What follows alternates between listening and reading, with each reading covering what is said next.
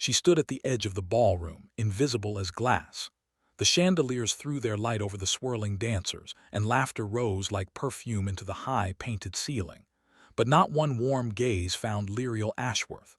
Her husband, the Duke of Ashworth, was dancing with Lady Marguerite Ashby, his hand resting low against the small of the widow's back, his smile a rare, intimate thing that Lyriel had never once seen turned toward herself. The music swelled, and the whispers grew. "Poor Duchess," a voice murmured behind a feathered fan. "He has not looked at her once all evening." Lyriel kept her chin lifted, her gloved hands folded at the waist of her deep blue silk gown. She had chosen the gown because Aldrich once said, in a fleeting moment of near warmth, that the color matched her eyes. She had pinned her dark hair with pearls, hoping he would notice. But he had not. When the dance ended, he escorted Lady Marguerite to the refreshment table, leaning so close his lips nearly brushed her ear.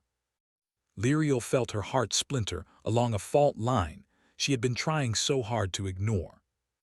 She turned and walked through the open terrace doors. The November air bit her bare arms, but she welcomed the sting. Below the terrace, the formal gardens of Thornbury Park lay silver under a half-moon. She gripped the stone balustrade and let one traitor tear slip down her cheek. 6 months. She had been the Duchess of Ashworth for 6 months, and she was still a stranger in her husband's life.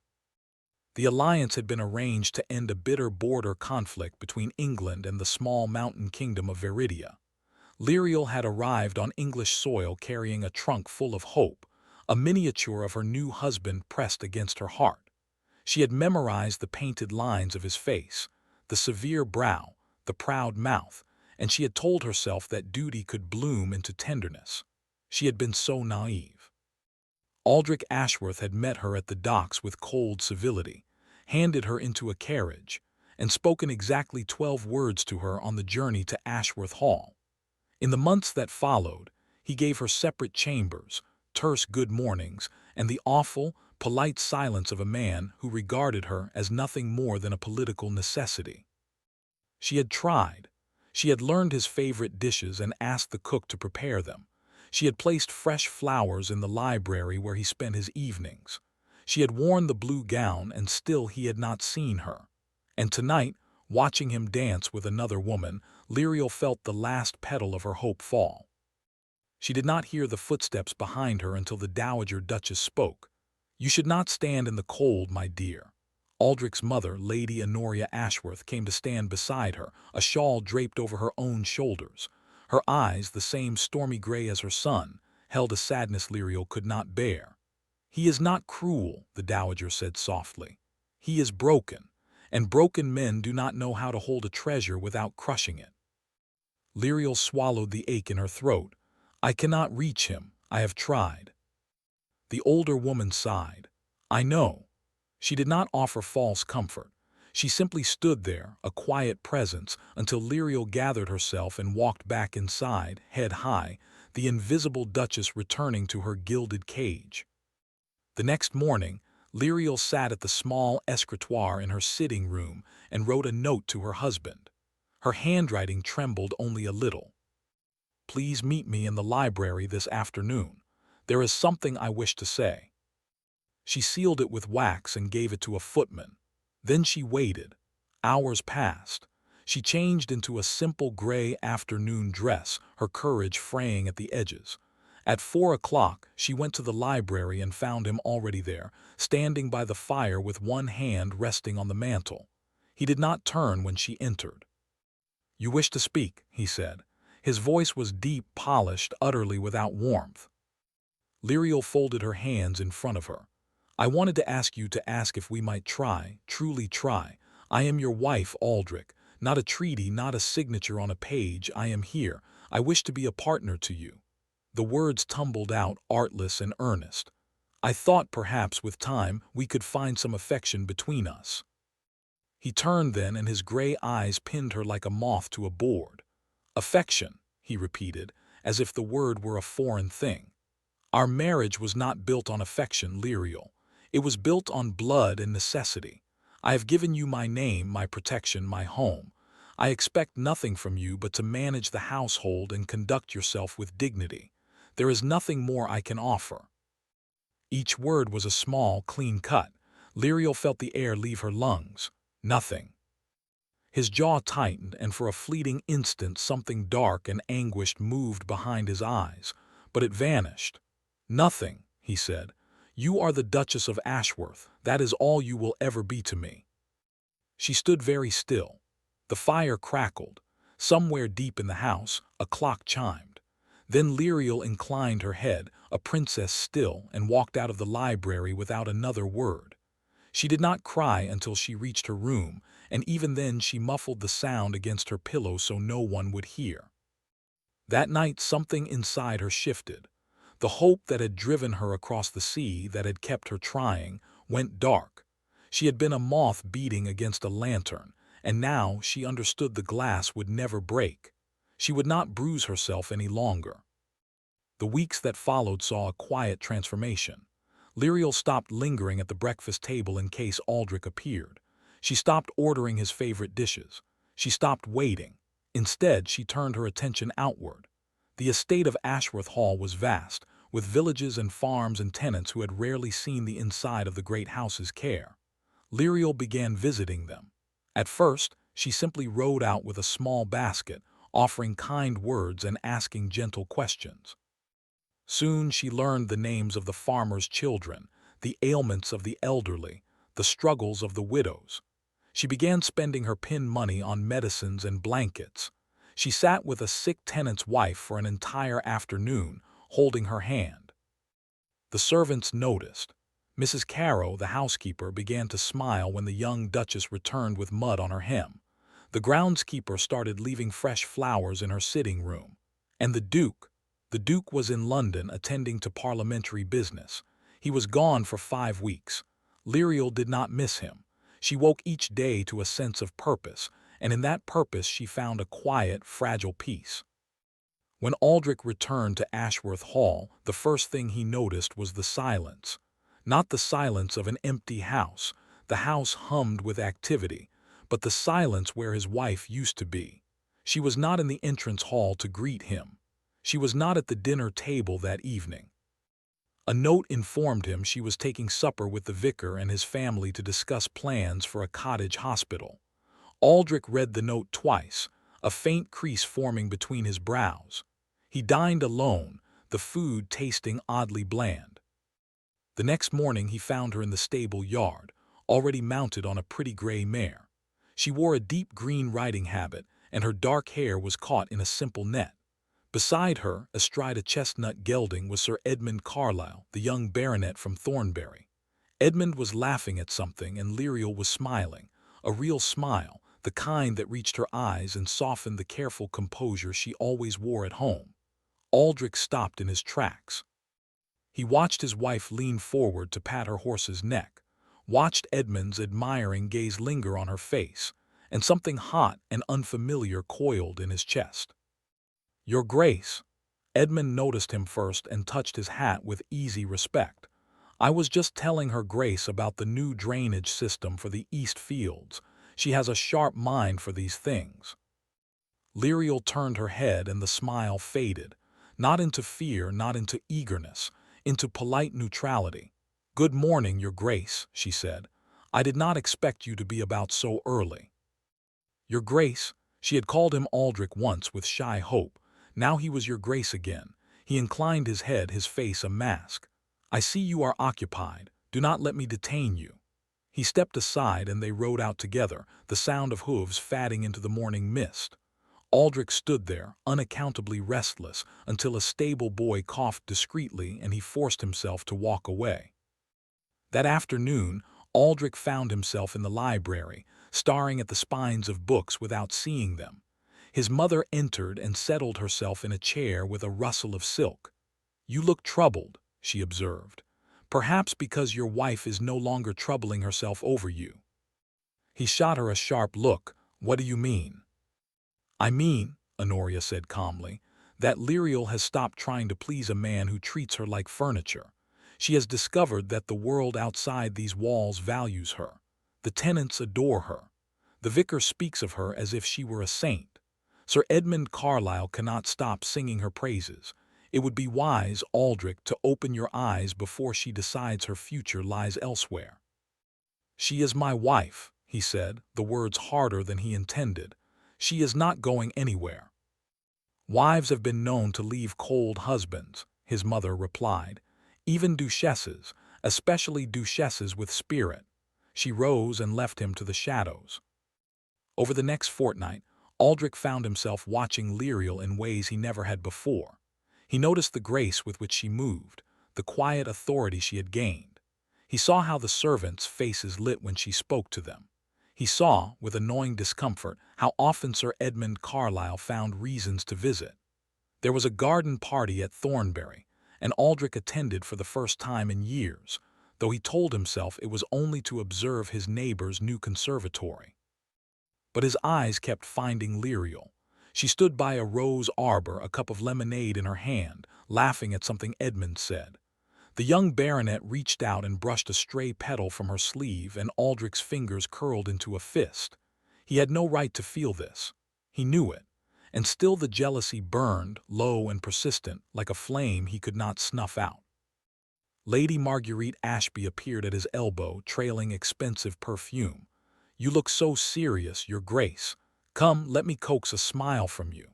She placed a gloved hand on his arm, and a month ago he might have allowed the distraction.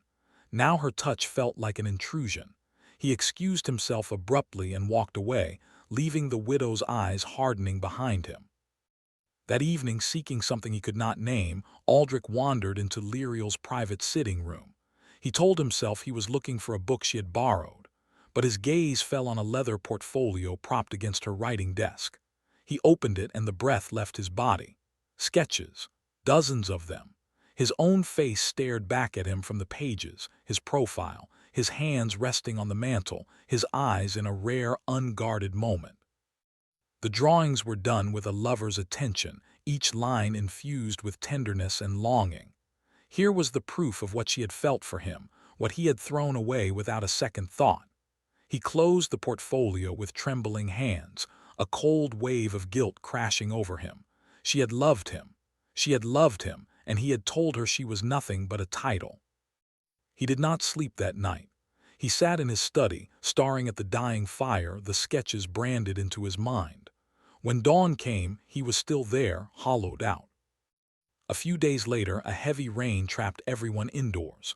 Aldrich, restless and desperate for something to occupy his mind, went to Lyriel's sitting room to retrieve the book he had never truly wanted. The room was empty. On her writing desk, a small carved wooden box lay open. Inside, a folded letter with a broken seal. He knew he should not read it. He read it anyway.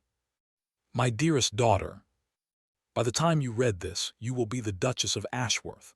I know you carry a heavy burden, and I must unburden your heart of one weight.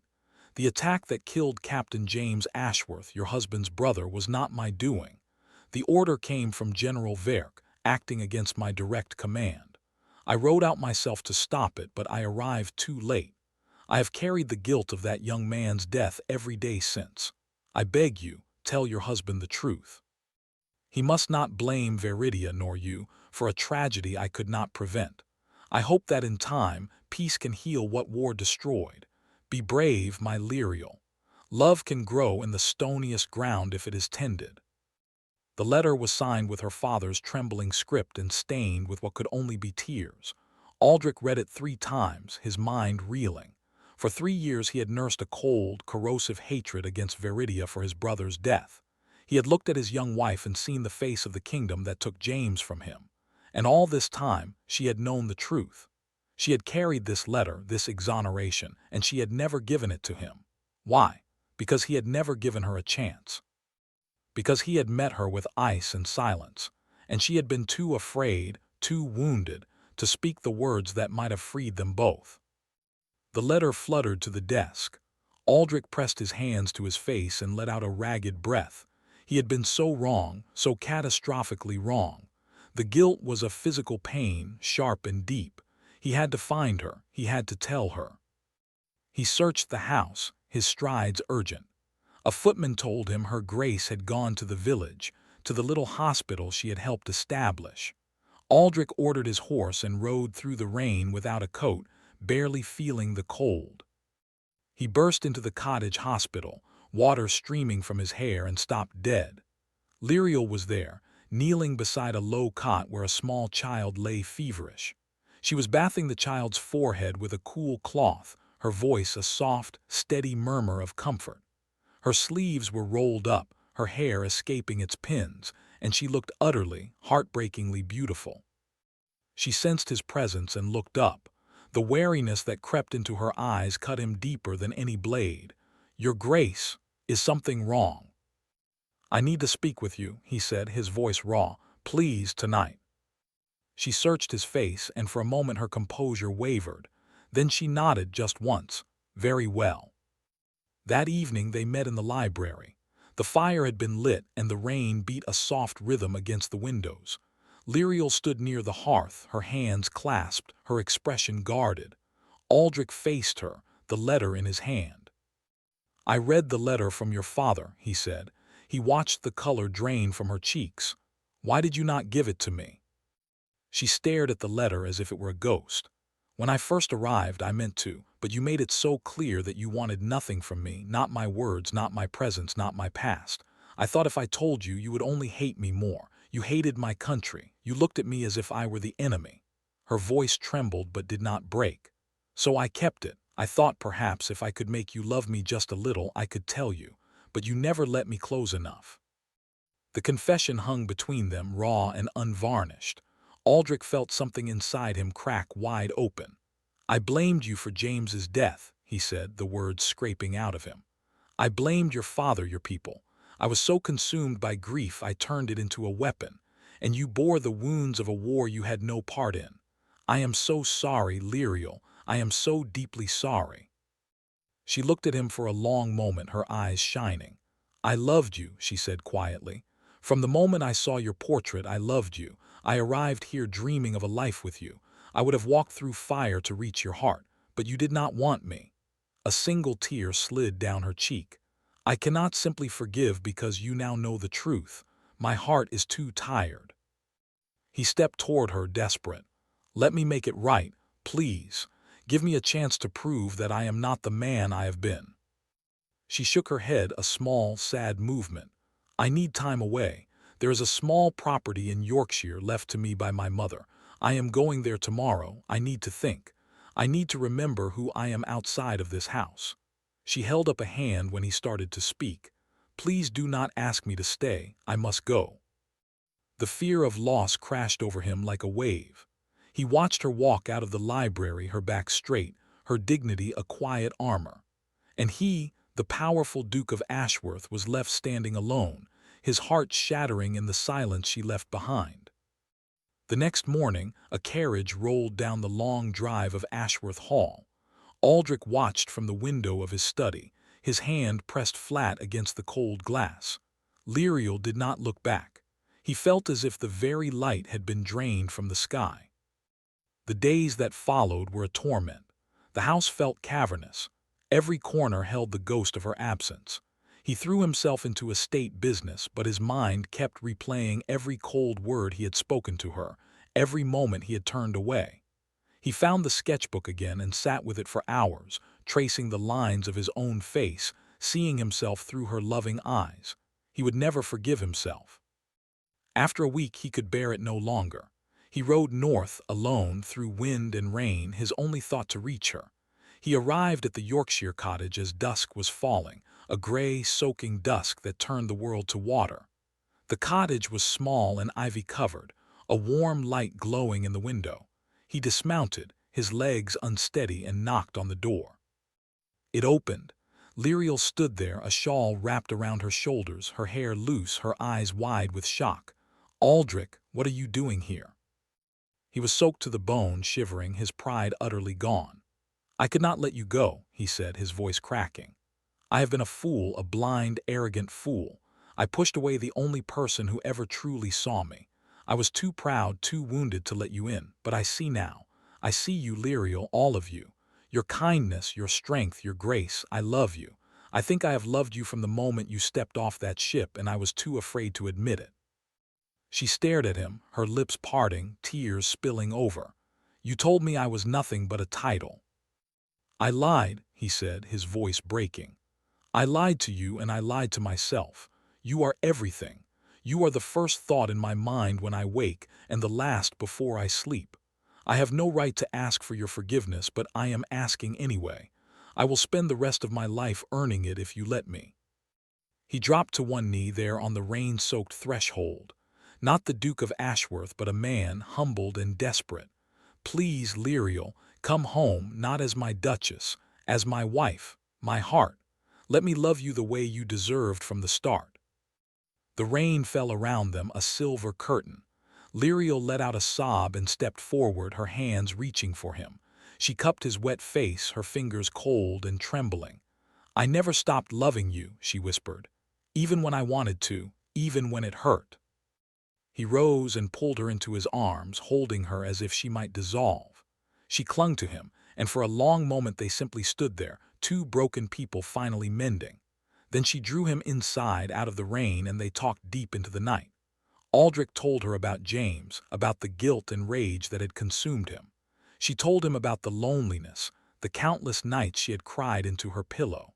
They spoke of her father's letter, of her sketches, of the little hospital. They uncovered every hidden wound, let it breathe, and began to heal. In the morning, the rain had stopped. They rode back to Ashworth Hall together, side by side. The staff lined the steps to welcome them, and Mrs. Carrow's eyes were suspiciously bright. Lady Honoria watched from the doorway and simply smiled. Spring came slow and golden. Aldrich courted his wife as if they had only just met. He brought her flowers he had picked himself. He read to her in the evenings. He visited the hospital with her, rolling up his sleeves to move cots and haul water. The tenants marveled at the change in their Duke. And slowly Lyriel's smile returned, a new smile, one born not of fragile hope but of steady, growing trust. On the anniversary of their wedding, they gathered in the small chapel on the estate. No grand society event, just family, a handful of trusted friends, and Sir Edmund Carlyle, who gave Lyriel a brotherly kiss on the cheek and shook Aldrich's hand with genuine warmth. The vicar spoke the words again, but this time they were not a treaty. They were a promise freely given. Aldrich took Lyriel's hands and looked into her eyes, those deep blue eyes he had once ignored. "I was blind," he said, for only her to hear, "but now I see, and I will spend every day showing you how clearly." She reached up and touched his cheek, right there in front of everyone. "You have," she whispered, "you have." They walked out of the chapel into a shower of petals the children threw. The sun was warm on their faces, and when Aldrich pressed his lips gently to his wife's forehead, it was not an ending but a quiet, radiant beginning.